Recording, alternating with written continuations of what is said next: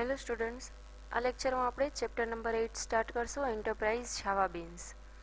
અત્યાર સુધી આપણે વોટેવર જે કંઈ કોન્સેપ્ટ્સ જોયા એ સવલેટ, જેએસપી કે આ બધા ઇન્ડિવિડ્યુઅલ હતા. એમવીસી જોવામાં બે કમ્પોનન્ટ છે ને કેવી રીતે કનેક્ટ કરવા, જેમ કે જેએસપી અને સવલેટ. કે હવે એન્ટરપ્રાઇઝ જાવા બીન્સ, જ્યારે તમે કંપની લેવલે વર્ક કરતા હોય, એન્ટરપ્રાઇઝ રિલેટેડ તમે વર્ક કરતા હોય, તો એના માટેના જાવા બીન્સ એટલે કે જાવાના ક્લાસીસ કેવી રીતે હોય છે. કે enterprise java beans. Enterprise java beans are software component models. Their purpose is to build enterprise specific problems. કે એક શું છે, સોફ્ટવેર છે. એન્ટરપ્રાઇઝ જાવા બીન્સ સોફ્ટવેરના મોડલ્સ છે. કોઈ એક સોફ્ટવેર છે, સપોઝ નેટબીન્સ એક સોફ્ટવેર છે, તો એની અંદર એક મોડલ આવતું હોય કે એન્ટરપ્રાઇઝ જાવા બીન્સ. કે તો એ રીતનું એક સોફ્ટવેરનું મોડલ છે, કમ્પોનન્ટ મોડલ. અને એનો મેઇન પર્પઝ શું છે કે કોઈ એન્ટરપ્રાઇઝ રિલેટેડ જે પ્રોબ્લેમ્સ છે એ સોલ્વ કરવા. સપોઝ જેનું કોડિંગ છે, કોડિંગ રિડ્યુસ કરી દેવું. Reusable server side software component, main important line reusable છે. અને સર્વર સાઇડ કમ્પોનન્ટ છે, મતલબ કે એનું બધું જ હેન્ડલિંગ, કે એનું જે કાંઈ સ્ટોરેજ હશે, મેઇન સિક્યોરિટીઝ હશે, પ્રાઇવસીઝ હશે, આ બધી સર્વર સાઇડ હશે. Enterprise Java Beans facilitate the development of distributed Java applications, providing object-oriented environment for building distributed multi-tier enterprise components. કે આની એક જે ડેફિનેશન તમે કહો એ ડેફિનેશન છે કે શું ફેસિલિટેટ કરે છે, તો જાવાની એપ્લિકેશન્સ, કેવી એપ્લિકેશન્સ ડિસ્ટ્રીબ્યુટેડ પણ હશે અને મેઇન કોડિંગ એનું જાવામાં થયેલું હશે અને ઓબ્જેક્ટ ઓરિએન્ટેડ તમને એન્વાયરમેન્ટ પ્રોવાઈડ કરશે. કે નાના નાના ઓબ્જેક્ટ્સને તમે કમ્બાઈન કરીને એક મોટી એપ્લિકેશન બનાવી શકો. Remote object which needs the services of EJB container in order to execute. Remote object કે જે રિમોટલી સર્વરથી ક્લાયન્ટ સાથે કનેક્ટેડ હોય. ઓકે, ક્યાંય એના લેન કે વેન કેબલથી આપણે એને ક્યાંય જોઈન્ટ કરવા નથી જવાના, પણ રિમોટલી હશે. Provided by Sun Microsystem to develop secure, robust and scalable applications. એનું જે ફાઉન્ડેશન છે એ સન માઇક્રોસિસ્ટમમાં થયેલું છે. અને કેવી એપ્લિકેશન, તો કે જે એપ્લિકેશન વેરી હાઈ લેવલની સિક્યોર્ડ હશે, રોબસ્ટ હશે, મતલબ કે એની જેટલી સ્પેસ જોઈએ છે એ પ્રમાણે એ એક્સપાન્ડ થઈ શકશે, સ્કેલેબલ હશે. The primary goal of EJB is write once run anywhere. કે એક જ વાર તમારે એનું કોડિંગ લખવાનું અને એવરી ટાઈમ તમે એને રીયુઝ કરી શકશો. જેમ કે કનેક્ટિવિટીનું કોડિંગ છે, નેટવર્કનું કોડિંગ છે. To run EJB application, you need an application server such as JBoss, Glassfish, WebLogic, WebSphere, etc. અહીંયા તમને 3 થી 4 સર્વરના નામ આપેલા છે. એ સ્પેશિયલી ઇજેબીના કન્ટેનર્સ છે, જે ઇજેબીના સર્વર કહેવાય છે. કે ઇજેબીમાં આ કોઈ પણ એક સર્વર તમારી પાસે હોવું કમ્પલસરી છે. એના માટે બેસ્ટ છે ગ્લાસફિશ, જે અત્યારે આપણે યુઝ કરશી. Performs following task.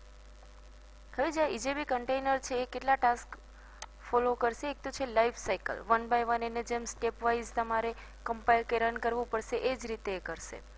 સેકન્ડ છે સિક્યોરિટી. થર્ડ છે transaction management and object pooling. આ બધા કમ્પોનન્ટ છે આપણે ઇન ડિટેલ જોશે. ટ્રાન્ઝેક્શન, એક ક્લાયન્ટથી સર્વર સાઇડ કેવી રીતે કોઈ વસ્તુનું ટ્રાન્ઝેક્શન થાય છે, કોઈ ફાઇલ કેવી રીતે અહીંયા પેસ્ટ થાય છે, કોપી પેસ્ટ. ઓબ્જેક્ટ પુલિંગ, કે જે એકબીજા ઓબ્જેક્ટ છે એ બંને કેવી રીતે કનેક્ટેડ છે. Developed on the server, so it is called server side component. EJB છે એ જે ડિપ્લોય છે એ સર્વર સાઇડ થશે, મતલબ કે અહીંયાથી તમે રન કરશો તો એ રન ક્યાં થશે, સર્વર ઉપર. ક્લાયન્ટ રન કરશે તો પણ એ સર્વર સાઇડ જ રન થશે. Is like COM, component object model provided by Microsoft. Okay, અહીંયા આપણે જોઈ ગયા કે સન માઇક્રોસિસ્ટમનું છે. What do enterprise Java beans provide. એ આ 6 વસ્તુ પ્રોવાઈડ કરે છે. Component pooling, resource management, transaction management, security, persistency and handling of multiple clients. કે સિમ્પલી જે 6 વસ્તુ પ્રોવાઈડ કરે છે આપણે 1 બાય 1 જોઈએ. Component pooling handles the pooling of EJB components.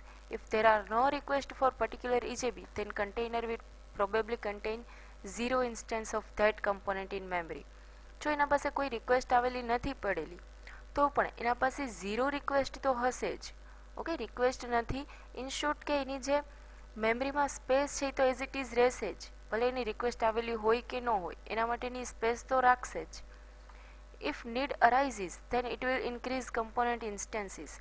જો એના પાસે જરૂર પડશે તો એ આ રીતે કમ્પોનન્ટને ઇન્ક્રીઝ કરતું જશે. જરૂર નહીં હોય તો એની ઝીરો કરી નાખશે સાઇઝ, અને જો જરૂર પડશે તો જેટલી જરૂર હશે એ રીતે ઇન્ક્રીઝ કરતું જશે. ઓકે, આ કમ્પોનન્ટને ઇન્ક્રીઝ કરતું જશે. એટલા માટે કમ્પોનન્ટ પુલિંગ કે જેટલી રિક્વાયરમેન્ટ છે એટલા પ્રમાણે એ હેન્ડલ કરી લેશે, એને કહેવાશે component pooling. Then again, if number of requests decrease, container will decrease the component instances in pool. જો ડિક્રીઝ થશે તો એના ઇન્સ્ટન્સ એ ઘટાડી દેશે. ઇન્સ્ટન્સ મીન્સ એક ઓબ્જેક્ટ, તો એના ઓબ્જેક્ટ્સ ઘટાડી દેશે. ઓકે. સેકન્ડ છે resource management. Container is also responsible for maintaining database connections pools. ડેટાબેઝના કેવી રીતે કનેક્શન તમે લઈ આવતા હોય, બહારથી કોઈ સોફ્ટવેર તમારે એમાં યુઝ કરવો છે, સપોઝ એક્સેલ છે, એક્સેલ તમારે નેટબીન્સની અંદર આ ઇજેબીની અંદર યુઝ કરવો છે તો એ પણ તમને પ્રોવાઈડ કરશે. ઇન શોર્ટ, જે કાંઈ વસ્તુ તમારે બહારથી રિસોર્સિસ તરીકે જોઈ છે એ બધાનું મેનેજમેન્ટ પોતે કરી લેશે. Provides you standard way of obtaining and returning database connections. કે ડેટાબેઝને જે તમે કનેક્શન્સ લ્યો છો એ જાવા બીન્સમાં J2EE માટે બેસ્ટ છે ઇજેબીમાં ડેટાબેઝ કનેક્શન્સ કરવા. અને એના માટે અહીંયા તમને 3 થી 4 ડેટાબેઝ પણ પ્રોવાઈડ કરેલા છે કે કેટલા સપોર્ટ કરે છે. JDBC 2.0, જાવા મેઇલ, JMS, URL રિસોર્સિસ અને લીગેસી એન્ટરપ્રાઇઝ સિસ્ટમ્સ વાયા J2EE કનેક્ટર આર્કિટેક્ચર. આ બધા ડેટાબેઝના રિસોર્સિસ છે. કે અને એના સિવાયના પણ રિસોર્સિસ છે કે જે તમને ઇજેબી સપોર્ટ કરે છે. થર્ડ છે transaction management, probably the single most important factor. Transaction is a single unit of work composed of one or more steps. If all the steps succeed, then transaction is committed, otherwise it is rolled back. અહીંયા એક simple example તમને દીધેલું છે. જો એક જગ્યાએથી બીજી કોઈ ફાઇલ કે કાંઈ તમારે મોકલવું છે, સપોઝ ક્લાયન્ટ પાસેથી સર્વર પાસે મોકલવું છે, તો એના બધા સ્ટેપ સક્સેસફુલી થશે તો જ એમ કહેવાશે કે ટ્રાન્ઝેક્શન છે સક્સેસફુલ ગયું.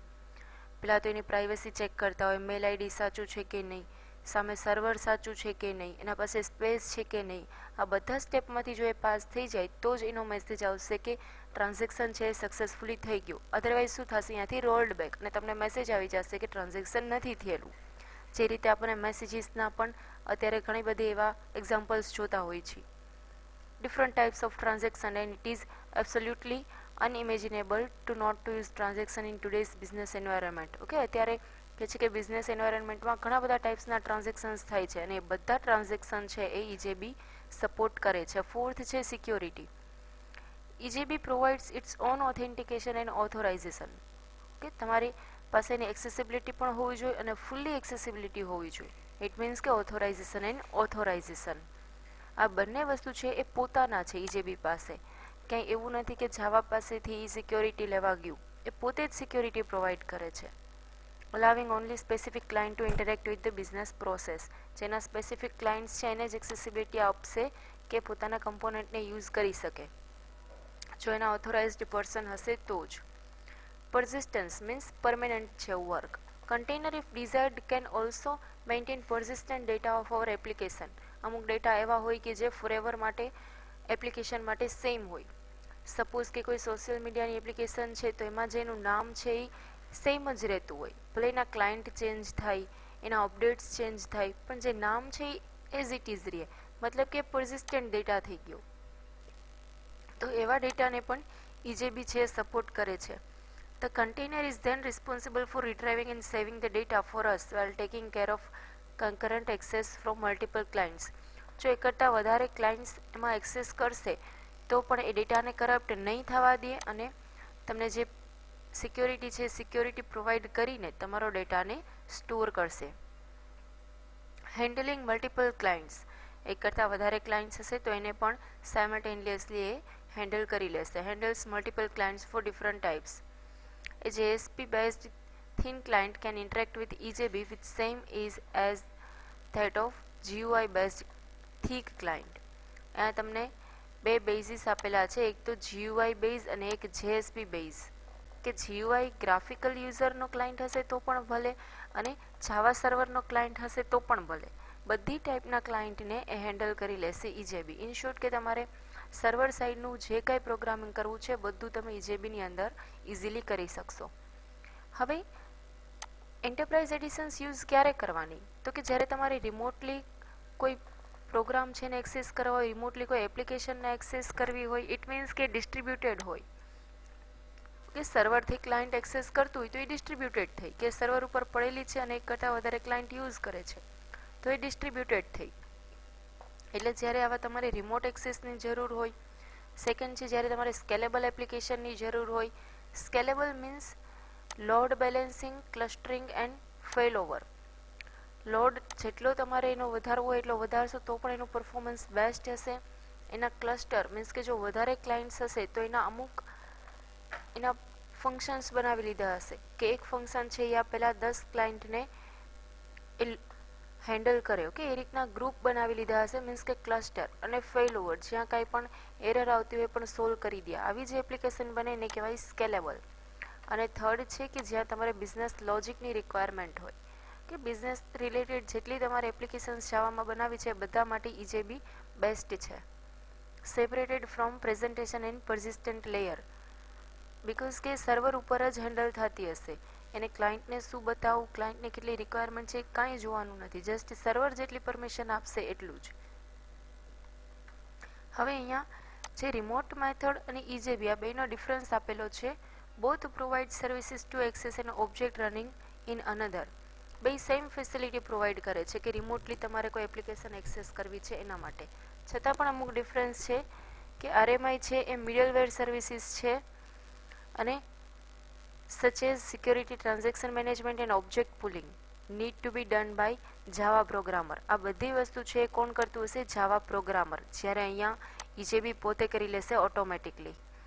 ઓકે, સેકન્ડ છે આરએમઆઈ ઇઝ નોટ સર્વર સાઇડ. અને અહીંયા આપણે જોઈ ગયા કે ઇજેબી છે સર્વર સાઇડ છે. આરએમઆઈ મીન્સ કે એનું હેન્ડલિંગ છે થોડું ઘણું ક્લાયન્ટ સાઇડ હોઈ શકે. કેટલો તમારે ડેટા જોવો છે કે કેટલી પરમિશન્સ લેવી છે. RMI is built on the top of socket programming અને અહીંયા ટોપ ઓફ RMI. અહીંયા એને બેઝ લીધેલો છે RMIમાં સોકેટ પ્રોગ્રામિંગનો, જ્યારે ઇજેબીએ બેઝ લીધેલો છે RMIનો. ઓકે, તો આ મેઇન 3 ડિફરન્સીસ એના હતા RMI અને ઇજેબી. એવી જ રીતે જાવા બીન્સ પણ આપણે સ્ટડી કરી ગયા. એની સાથે શું ડિફરન્સીસ છે? Java bean run time execution environment provide services like Java library, Java application. કે આજે run time applications, run time libraries provide કરતું હતું જાવા બીન્સ. જ્યારે EJB run time environment provide services of persistent declarative transaction and security connection pooling in life cycle services. જે ઉપર આપણે 6 component જોયા એ 6 આ એક્સ્ટ્રા પ્રોવાઈડ કરે છે.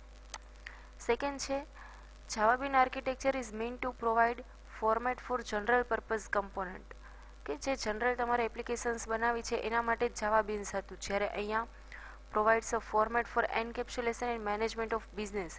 બિઝનેસ રિલેટેડ તમારે એપ્લિકેશન્સ બનાવી છે તો એ પણ પ્રોવાઈડ કરે છે. જ્યારે જાવા બીન્સમાં simply applications. Java beans has tier of execution at client. Java beans છે ક્લાયન્ટનો થોડો ઘણો ઇન્ટરેક્શન્સ લેતું હતું. જ્યારે EJB has only server tier. EJB પાસે ઓનલી સર્વર ટાયર જ હશે. કે તો અહીંયા એનું આપણે ઇન્ટ્રોડક્શન જોયું જાવા બીન્સ એન્ટરપ્રાઇઝ બીન્સનું, કે એન્ટરપ્રાઇઝ જાવા બીન્સ ઇન્ટ્રોડક્શન જોઈ ગયા. એના શું કેટલી 6 વસ્તુ મેઇન પ્રોવાઈડ કરે છે અને એના ડિફરન્સીસ જોઈ ગયા. કે નેક્સ્ટ લેક્ચરમાં આપણે એનું આર્કિટેક્ચર જોશું. Thank you.